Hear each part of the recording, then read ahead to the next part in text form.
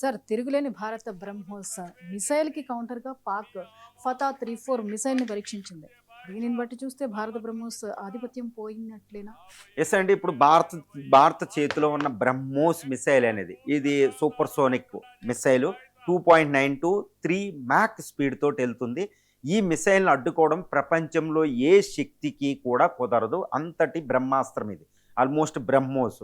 ఈ బ్రహ్మోస్ ఆపరేషన్ సింధూర్లో పాకిస్తాన్ని ఓడిపోయేటట్టు చేసిన వెపన్ ఏదంటే బ్రహ్మోస్ S-400 ఈ మిసైల్స్తో పాటు బ్రహ్మోస్. ఎందుకంటే 11 ఎయిర్ బేస్ని మనం కొట్టగలిగాం ఏది ఈ బ్రహ్మోస్ మిసైల్తో. దీన్ని అడ్డుకోవడం ఎవరి తరం కాదు, ఇంక్లూడ్ చైనా తరం కాదు. ఇప్పుడు చైనా సహకారంతో పాకిస్తాను కొన్ని గంటల క్రితం ఫతా 4 అనే ఒక మిసైల్ని ప్రయోగించింది.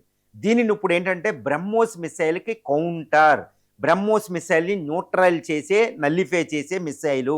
అంటే ఏంటి, ఇండియా బ్రహ్మోస్ని ప్రయోగిస్తే చైనా సహకారంతో పాకిస్తాన్ ఫతా 4 ఫతా 3 అనే మిసైల్స్ని ప్రయోగిస్తుంది. కాబట్టి ఇంకా బ్రహ్మోస్ డామినెన్స్ పోయినట్టే, భారత డామినెన్స్ ప్రపంచంలో ముఖ్యంగా సౌత్ ఏషియాలో పోయినట్టే అనేది ఇక్కడ మనకి రిపోర్ట్లు వస్తున్నాయి. కానీ ఇక్కడ నాకు తెలిసినంత సమాచారం అంటే as far as my assessment regarding this Fatah 4 of Pakistan and India's BrahMos next gen as well, దాన్ని చూస్తే అంటే బ్రహ్మోస్ మిసైల్ని ఇటు ఫతా 4 పాకిస్తాన్ మిసైల్స్ని మనం పరీక్షిస్తే ఇండియాకి ఎటువంటి డేంజర్ ఉండదు. ఎందుకు అంటే ఈ ఫతా 4 అనేది ఇండియా బ్రహ్మోస్ చూస్తే బ్రహ్మోస్ 2.923 మ్యాక్స్ స్పీడ్ తోటి వెళ్తుంది. ఇటు ఫతా కూడా 3 మ్యాక్స్ స్పీడ్ అంటుంది. కానీ ఈ మ్యాక్స్ స్పీడ్ కరెక్టా కాదా అనేది ఇంకా తెలియదు, కన్ఫర్మ్ కాలేదు. ఎందుకంటే మిలిటరీలో కన్ఫర్మ్ అవుతేనే ఆ వెపన్ నమ్మాలన్నమాట. రెండోది ఏంటంటే ఇండియా నెక్స్ట్ జెన్ ఏంటంటే 700 కిలోమీటర్లు, పాకిస్తాన్ ఫతా 4 కూడా 700 కిలోమీటర్ రేంజ్, అది ఎవరు చెప్తుంది. తర్వాత ఇది టెర్రైన్ హగ్గింగ్ అంటారు, భూమికి చాలా 50 మీటర్ల ఎత్తులో ఇది పయనిస్తూ ఉంటుంది భారత బ్రహ్మోస్ మిసైల్. అది కూడా జిగ్ జాగ్గా వెళుతుంది. మరి పాకిస్తాన్ ప్రయోగించిన మిసైల్ 50 మీటర్ల పైనే వెళ్తుంది. అది కూడా మనకంటే 50 మీటర్లు, మనదైతే బ్రహ్మోస్ అయితే 20 మీటర్లు 30 మీటర్ల స్పీడ్ పైనే వెళ్తుంది. కాబట్టి రాడార్కి దొరకదు, అది రాడార్ అవాయిడింగ్ అంటారనమాట. కాబట్టి మనదైతే తిరుగులేని ఒక స్టెల్త్ అని చెప్పొచ్చు. మరి పాకిస్తాన్ కూడా అదే చెప్తుంది. మరి పాకిస్తాన్ ఇంకా ప్రూవ్ అయ్యిందా, ఇంకా అది కంప్లీట్ టెస్ట్ అయితే చేయలేదు. కాబట్టి దాన్ని నమ్మడానికి అక్కడ కుదరదు. కానీ పాకిస్తాన్ సూపర్ సోనిక్ ఇప్పుడు అది కూడా టెర్రైన్ హగ్గింగ్ అని చెప్తే అది భారత్కు అయితే తీవ్ర ప్రభావాన్ని చూపిస్తుంది.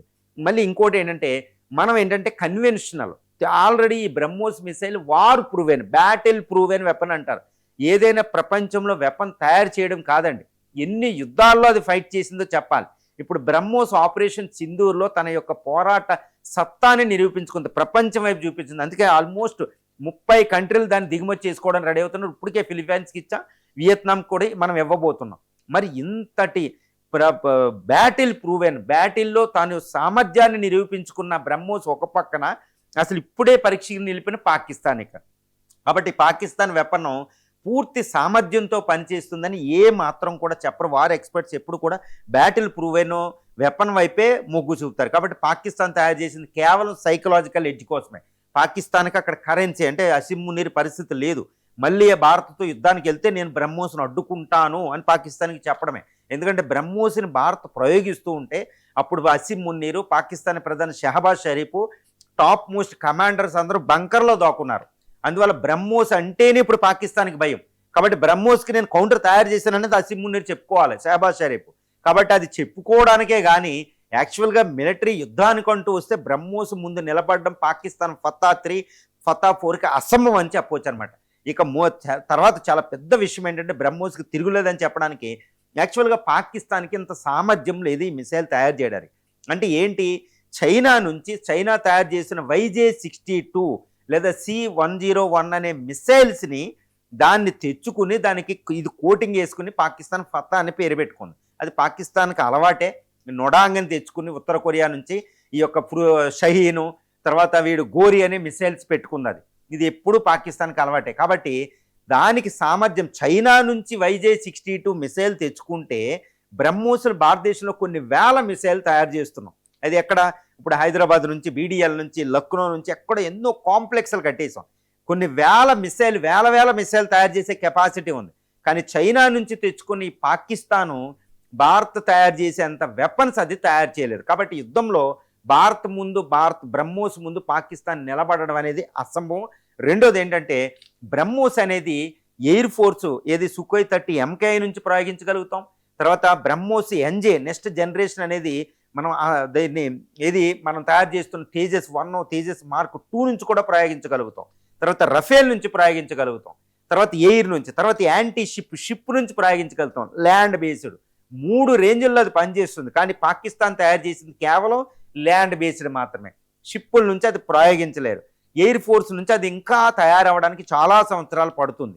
సో ఇలాంటి పరిస్థితుల్లో అసలు బ్రహ్మోస్ ముందు నిలబడడం అనేది అసంభవం. పాకిస్తాన్ మిసైల్ కేవలం ఇదేంటంటే పాకిస్తాన్కి ఏదో నేను తయారు చేసిన చెప్పుకోవడానికి ఫతా 4 అనేది ప్రపంచం ముందు పెట్టింది. కానీ బ్రహ్మోస్ దాని ఆధిపత్యం అనేది పోవడం అనేది అసంభవం అని చెప్పవచ్చు. ఎందుకంటే ఇప్పటికే చైనా కూడా దాన్ని కౌంటర్ తయారు చేయలేకపోయింది. ఒక రకంగా చెప్పాలంటే గాల్వాన్ వ్యాలీ సందర్భంలో అసలు చైనా యుద్ధం చేయకుండా వెనక్కి తగ్గడానికి కావాల్సిన 2 కారణాలు ఏంటంటే, నెంబర్ 1 మలక్కా స్ట్రైట్ దగ్గర ఇండియన్ నేవీ, రెండోది బ్రహ్మోస్ మిసైల్. రెండిటిని తట్టుకోవడం చైనాకు అసంభవం. చైనాయే వెనక్కి తగ్గింది. కాబట్టి పాకిస్తాన్ కౌంటర్ చేయడం బ్రహ్మోస్ని అనేది అసంభవం అని చెప్పొచ్చు. ఇప్పుడు పాకిస్తాన్ ఈ రిపోర్ట్లు మనం నమ్మాల్సిన అవసరం లేదు. ఇండియా బ్రహ్మోస్కి తిరుగులేదు. ఈ సూపర్ సోనిక్ ఇప్పుడు మ్యాక్ 2.923ని 3.5 కూడా పొడిగించారు నెక్స్ట్ జన్లో. దీన్ని 5 దాకా చేసేస్తాం. అంటే హైపర్ సోనిక్ అంటే కాస్త తక్కువైన 5 మ్యాక్కి తర్వాత 700 కిలోమీటర్ల నుంచి 1000 కిలోమీటర్ల పరిధి కూడా మనం పెంచేయబోతున్నాం. ఇది ప్రపంచంలో వచ్చే 2 దశాబ్దాల పాటు భారత్ తిరుగులేని మిసైల్ పవర్గా నిలబెట్టిందే బ్రహ్మోస్ అండి. ఈ బ్రహ్మోస్ నెక్స్ట్ జన్ తర్వాత బ్రహ్మోస్ బ్లాక్తో ఈ 5 మ్యాక్ స్పీడ్ దగ్గరికి మనం హైపర్ సోనిక్గా కూడా దాన్ని కన్వర్ట్ చేస్తున్నాం. కాబట్టి దాన్ని అప్డేట్ అవుతూ ఉంది. ఏదో తయారు చేసి పెట్టలేదు. దాన్ని ఎవల్యూషన్ అంటారు. డిఫెన్స్ నెక్స్ట్ జన్ రీసెంట్గా ఆపరేషన్ సింధూర్ తర్వాత ఇంకా ఎన్నో కొత్త టెక్నాలజీలు దానికి ఇండక్ట్ చేస్తున్నాం అప్పుడు జరిగినవి. కాబట్టి ఎలాంటిది అంటే ఇది ఎవాల్వింగ్ వెపన్. ఇది పరిణామ క్రమం చెందుతుంది గత 2 దశాబ్దాలుగా. కాబట్టి ఈ వెపన్ తట్టుకోవడం ఎవరికైనా, even United states of America కూడా లేదు అలాంటి మిసైల్ అనమాట. కాబట్టి పాకిస్తాన్ తయారు చేసిన ఫతా 4 ఫతా 3 అనేది ఇండియా ముందు దిగదూడిపై ఎటువంటి ప్రాబ్లం ఇండియా బ్రహ్మోస్ ఆధిపత్యానికి తిరిగేలేదు.